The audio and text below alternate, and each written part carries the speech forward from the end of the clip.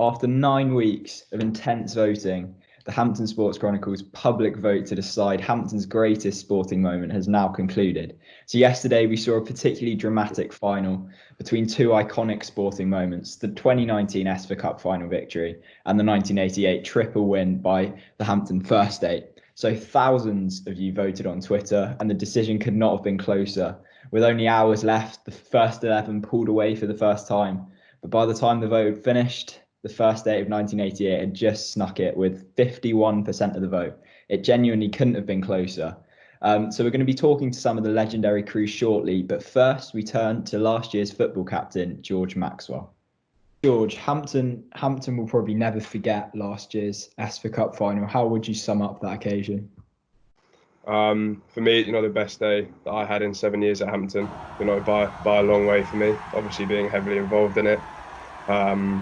I think what stands out for that day was how much the school actually cared about it, and seeing kind of 700 staff, alumni, parents, boys all there was something special to be a part of, and to play in front of that crowd as well was really cool. What do you and the squad kind of think of being chosen as one of the two final greatest moments in Hampton sporting history? As you can imagine, we were pretty happy with that. There's a lot of chat on the group chats that we've got, especially for us who've just, the boys have been away from a year, keeping in touch. Everyone we thought it was a great idea, that you guys had, and we were just happy to be a part of something like that. And how do you feel about the kind of other moments that were involved in the latter stages?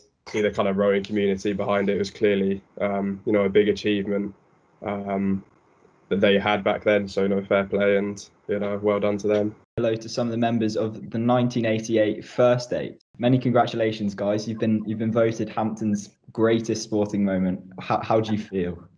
Surprised. Very. Well, yes, it all feels like we've been through it again, to be honest, with all our communications on WhatsApp, and the surprise with we're basically watching the votes going like it was a race. So we were sort of level at the start of the enclosures last night, and I think we won by half a length. With Henley Royal Regatta not happening this year, this is kind of the most excitement we're going to get around any sort of race in 2020. So yeah, like Ed says, we got off to a decent start, it seemed, and then fell badly behind, and yeah, it kept us going all the way to the line. I barely remembered who these people were until I started seeing the WhatsApp group. Yeah. And then when we watched the video of it, I realised what appalling blade work we had, and also my head was all over the place. So it's a bit of a shocker to see me 32 years ago. So. No, 2 years on, you're still technically critiquing your rowing, even on a VHS tape taken from the back of a lorry. And you've all got your Hampton blazers on. How do you look back at that crew and that special season 32 years on? Well, to be honest, the biggest thing for us was we were following in the footsteps of some massive successes at Hampton. There was a crew that Greg's brother Johnny was in, that dominated for 2 years, and we were kind of in their shadow a little bit, because it was very hard to come along behind such a successful period. But actually, I think eventually by the end of our year, we were unbeaten throughout the year, which they weren't. But and I think for the last 32 years, we've been secretly wishing there'd been some way that we could kind of prove ourselves against that crew. But I think it's respect to them. We wouldn't have stepped up as much as we did if we weren't following in such auspicious footsteps, and they set the bar so high. We had to just try and recreate that. So that was a massive influence for us.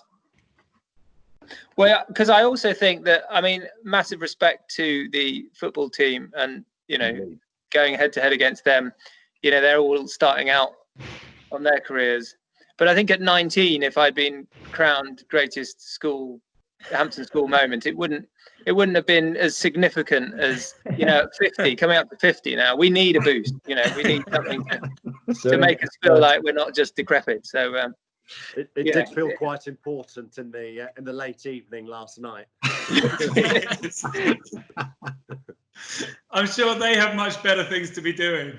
exactly. But I tell you what, I mean, I do hope, like Ed says, I mean, all the achievements that were in it were fantastic, and I hope what you get from being in a school team like this is bonds and relationships that last a lifetime, and that maybe, you know, if you're doing this thing in another 30 years' time, they'll still be coming together and going, remember when we won the football in 2019? And for me, that's what's special about it, and it just becomes more important to us because of, you know, the fact we look on back and it's so fondly and know where we are in our lives now, I think.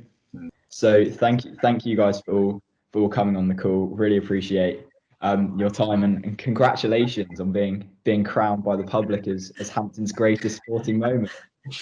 Awesome. Thanks very much. Thank you. Thank Thank you. you for doing it. Well, brilliant Yeah, stuff. thank you for organising.